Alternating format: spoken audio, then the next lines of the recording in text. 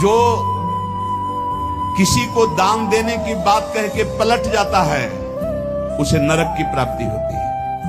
जो दूसरों की चुगली करता है, जो अभिमान में भर करके दैन्य पुरुषों को सताता है, ऐसे लोग होते हैं। जो झूठ बोलता है बात बात पे, उनको नरक की प्राप्ति होती है। जो अपनी बात कह के सीधे पलट जाता है, जो दूसरों का धन हड़प लेता है, जो दूसरों को निष्कलंक होने पर भी कलंक लगाता है, ऐसे लोगों को नरक की प्राप्ति होती है। जो पराये सुख और संपत्ति को देखकर जलते हैं, जो प्राणियों के प्राण लेने में बड़े सुख का अनुभव करते हैं, तलछा तलछा कर मारते हैं, बहुत निर्दयी लोग हैं, बहुत निर्दयी लोग। ये जलाते हैं पशुओं को, ऐसे पैर बांध दिए, ऊपर ऐसे सरिया डाल के उसमें पैरों में, और नीचे आग लगा दी। धीरे धीरे घंटों में तड़प, अब मुंह बंधा है, आवाज नहीं निकल, तड़प तड़प करो, मर रहे हैं। और वो 4-10 बैठे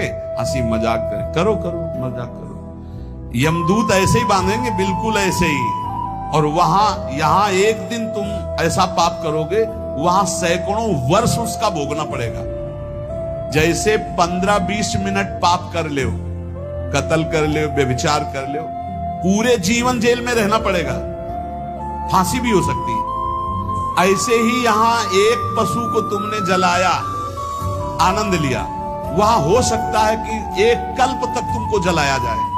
जैसे यहां एक 15 मिनट का अपराध, आजीवन कारावास। होश में ये नहीं मानना कि ये नरक स्वर्ग सब व्यर्थ है। जो लोग पराई स्त्री को फुसला के फंसा के दुराचार करते हैं, मार देते हैं,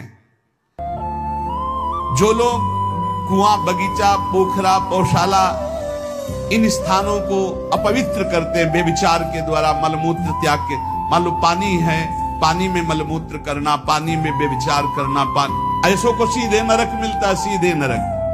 पोखरे में, कुएं में, बगीचे में जो अपवित्र आचरण करते हैं, उनको नरक की प्राप्ति होती है। जो देव स्थानों में दी गई जमीन संपत्ति को हड़प लेते हैं, जो बच्चों को चुरा लेते हैं, शिशु बच्चों को चुरा कर बेचना, या जो अतिथि को भोजन दिए बिना स्वयं भोजन कर लेते हैं, ऐसे लोगों को नरक की प्राप्ति। जब करो तो भगवान के भरोसे रहो। तुम्हारे तो 1-2 बच्चे हैं, हम सब भगवान के बच्चे हैं।